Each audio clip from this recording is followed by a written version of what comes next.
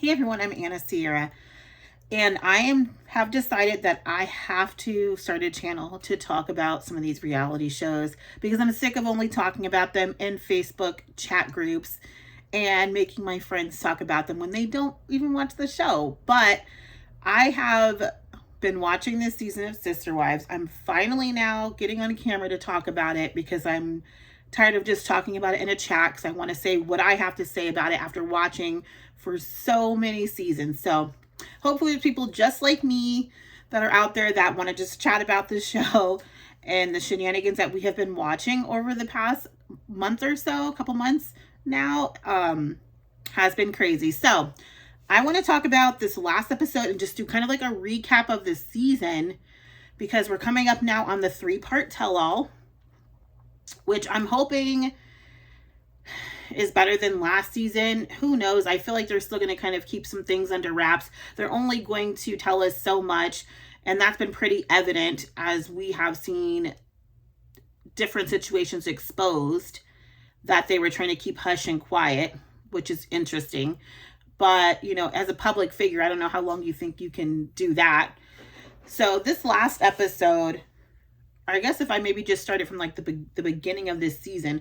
So they've been dragging out this whole Christine separation and divorce for a couple seasons now. Last season, we saw her basically say, I'm done with him, I'm leaving him, packed his stuff up, put it in the garage.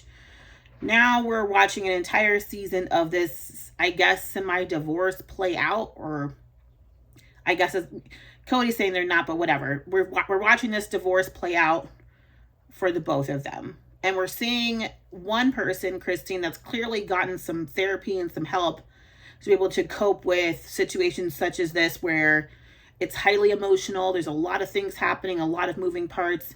But how can we be as amicable as possible when we're going through that? And then you're comparing that to Cody, who clearly has done absolutely no work on himself personally when it comes to how he handles tough issues or confrontation in general. So kind of watching two people on different ends of the spectrum when it comes to handling confrontation has been really interesting this year. It's been triggering for me too, because I haven't been in like crazy abusive relationships, but I have been in some where I saw signs in that person that led me to believe in the future these people would be very abusive. And it usually starts with some of like the gaslighting and the, you know, speaking to you in a tone that it's almost like they're talking to you as if you're a stranger, like they've never known you before. And I noticed that a lot with Cody. He was kind of talking to Christine as if he had not been married to this woman for decades. They start talking to you like you're literally a stranger to them, like you're just some random person off the street. And that's scary to me because it's like, it feels like a tipping point to like how far you're going to go. So I don't know if anybody else recognized that, but it's like, it's one thing to be upset. It's another thing to talk to me like a stranger. And that's when I'm usually ready to go and kind of dip out of that situation. So I've always kind of looked at each wife as like individuals and kind of thought to myself, how would I feel if I was a polygamist? Forgive the plane, you guys. I'm sorry. It's my first time doing the video. So I always thought like, how would I feel if I was a polygamous woman and a polygamous wife? Is this something that I could handle? Would I be somebody that was jealous? And I was a person that watched the My 5 Wives show with Brady and just kind of saw how he was managing his wives in that situation. And to me, it's really clear as days, if you don't have like one huge house or like houses that are right next door to each other, I don't see how any man possible could really be able to manage a plural family. It's already incredibly difficult. You're already spread really thin. Once you get to a certain amount of kids, even if you just have one wife and you have a certain amount of kids, there's going to be some deficits in the attention that those children are given. And that's just a fact. I don't think there's any way around that. But when you start adding these multiple wives, now you're also creating a whole bunch of like basically single mothers taking care of these children. And if you have houses that are apart and you're not together, it becomes really difficult for one dad to be present in a real way in all his children's lives and all of his wives' lives. So to me, it kind of felt inevitable that the longer these women stayed apart and lived in different homes, especially lived in different homes, in different neighborhoods and they weren't next door to each other, that they were going to just become independent and ultimately decide, I don't really need you. And when you're doing this polygamy thing, everything is like a pool system. So if I'm handling my own household and I know that I'm able to financially do so and take care of everything on my own, why would I then want to contribute to a bulk account where I don't really get to manage how that money is being utilized?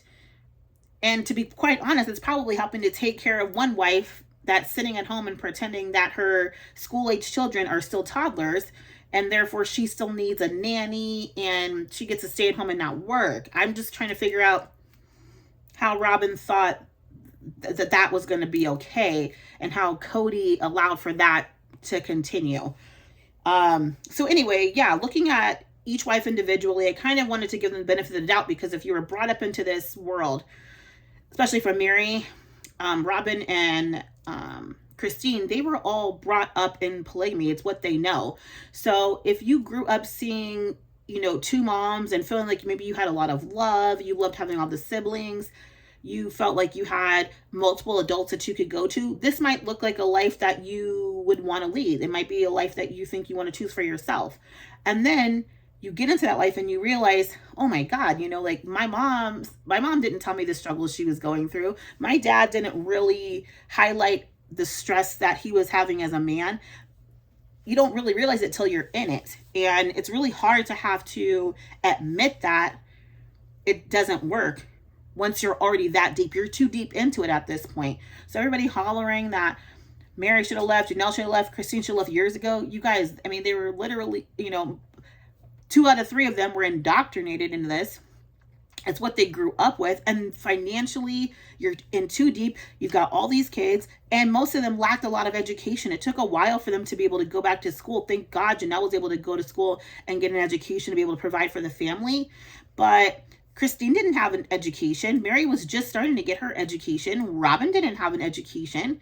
So these women were kind of stuck between a rock and a hard place. It's like, well, I don't really want to be in this, but I'm in this and I have all these kids to take care of.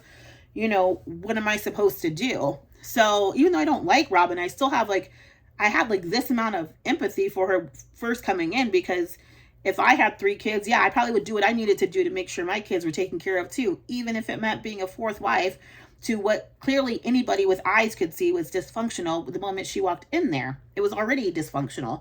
She just made it worse. And then you add a camera and a TV, and millions of people watching, everything just gets blown up. So I don't think anybody's shocked that they're splitting up, that all the wives are leaving. I just think we're more irritated by the fact that we have yet to see Cody or Robin take really any kind of personal accountability for the breakdown of these relationships and these marriages, because they all played a part in it. And for some reason, these two feel real exempt to what parts they played. And I find it interesting. I've been commenting in a few other people's channels that I watch. There's some great channels out there, mind you. I love all the sisterized channels that are covering this content. But I've written in a few of them about how I feel like Robin uses crying to validate her victimhood. And whether there's tears or not, when you're showing even the act of crying, for a lot of men, they really go into chivalry, I need to protect you, I need to rescue you mode. So I feel like she's probably been using crying as a way to get out of things since she was a kid, to get attention from men all her life, to be the victim in a lot of situations, because it's really hard to come after somebody if they're crying. It kind of halts all conversations, and it kind of just stops any focus on somebody else when she starts crying. And have you noticed, she almost takes over an entire situation or conversation and takes the attention away from the other women when she starts these crying fits. And then you could just tell that Janelle and everybody else is just kind of over it at this point. They're like, it's one thing to be emotional. It's another thing to monopolize all the air and energy in the room. And Robin does that. And I know for me, I wouldn't want a friend like that, because I could never have a moment where it's about me. You're going to find a way to make whatever the story is about you.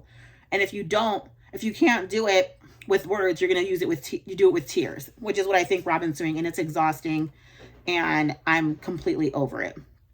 So I'm thinking about the last episode. I don't know about any of you guys, but I was literally yelling at the TV for almost every episode of this season because it was so exasperating to watch this man speak to Christine the way he was, to speak to Janelle. And I just wanted to shake them. I just wanted to shake them all and say, speak up for yourself, not in the confessional. Speak up for yourselves in these moments. And I know maybe it can be tough because you're dealing with a narcissist. So is he really listening to you? No, he's not. But at the same time, y'all know you're on TV. And this is not okay. Speak up for yourself. This is not okay how he is speaking to you. So I'm thinking about the last episode, how they basically pigeonholed Janelle and got her to come to Mary's house under the cloak of, oh, we want you to come show us your designs for your house, knowing good and full well that they were going to try to sandbag her with questions regarding the family. I think Robin knows pretty clearly that Janelle really she doesn't want to get to know you. She doesn't want to be friends with you. And I'm sorry, but her relationship with Cody should have nothing to do with you. And maybe if he would stop making that a stipulation, it would force Robin to do more work. Because right now, Robin's in a position where she can just kind of do whatever she wants to do. And Cody's going to validate who she is, how she's behaving. And if the other wives don't make efforts to meet her where she's at, then they get nothing. To say there's no favorite wife is like a joke at this point. It's laughable. And basically he alienated his affection from all the other wives because he doesn't really want to be a polygamist anymore. And he doesn't have the balls to say, I'm sorry, I actually met a woman that I got to court in a real way. I got to take her on dates, which I didn't get to do with Janelle or Christine. And really not really Mary either, not for that long. I got to really get to know her. I was already a better man when she met me because I was married. So I just, you're going to be a different person when you've been a father and you've been married. So she already got a better version of Cody when she's dating him. And then they go on this 10-day long honeymoon. He didn't do any of that with the other wives. He made none of those connections. He put none of that value into those women. And so, yeah, I could clearly see why he's connected to Robin, because he was able to actually build a bond and a relationship with her. And he wasn't able to do that with any of the other women. He didn't. So it's unfortunate because at one end, you're like, I'm glad these women left because they're unhappy and they deserve more. But at the other end, you're like, why did you not want to give them more? Like, once you saw what your situation was like with Robin, why didn't you go back in your brain and say, maybe I need to take a 10-day trip with Christine, especially after she's just had Truly. Maybe I need to really give her that focused attention. Maybe I need to make sure I'm helping Christine as well, so she's not overwhelmed with all of these children she's taking care of. It's probably really difficult for her to have focus on me when she's got all this stuff to worry about. Maybe Janelle and I don't have a romantic connection because I never approached her in a romantic way. I never made her feel as though she was really desired in any kind of romantic way. Maybe I need to go back and visit that. Maybe I need to look at the fact that Mary is probably absolutely jealous because all these other women are able to give me children and she's not. She's only able to give me one kid. The value of the women in these churches are based off how many children you can give them. So it would be pretty obvious that Mary would be questioning her own value in this relationship, when she can only give him one child. And I think that's perfectly valid for her to feel that way because she grew up in the church.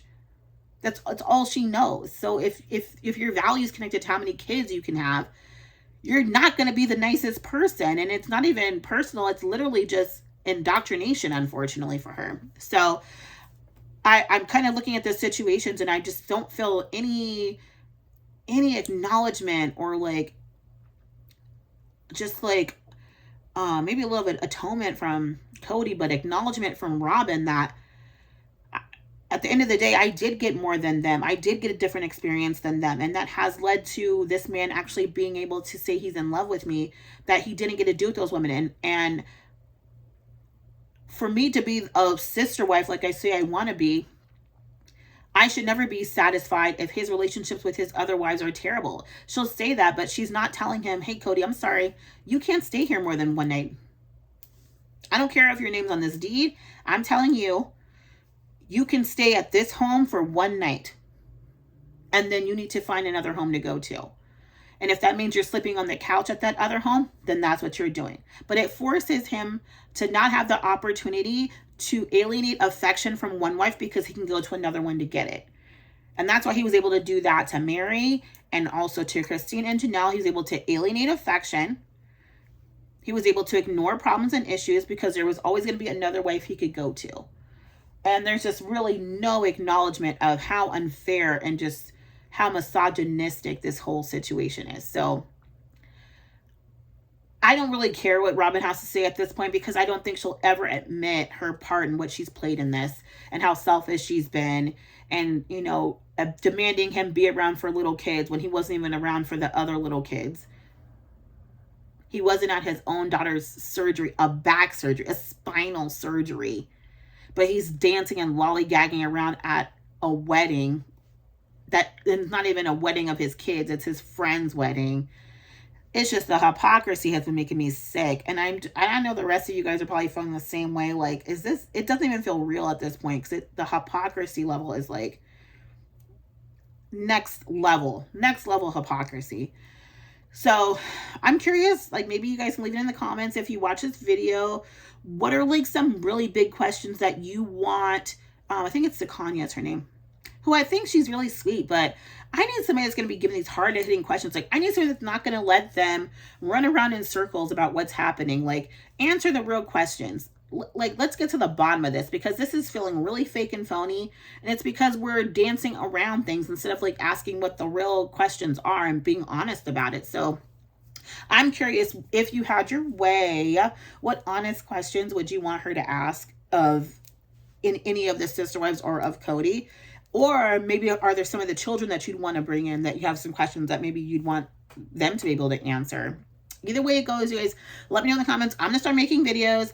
I'll definitely do a video when the first tell-all comes out Sunday, which I'm excited to watch.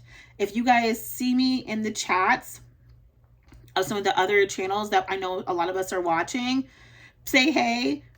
Please support so many of those channels because the content is so great and I watch all of them and it like makes my day to like watch Sister Wives on Sunday and then start watching the commentary that starts on Sunday and goes throughout the week. It's just such a good time. So I'm looking forward to chatting with everybody and just connecting with the network and just seeing how this all plays out. So thank you guys for joining me. Hopefully you will like this video. If you liked it, subscribe, please. I would love to connect with you and we'll see you soon.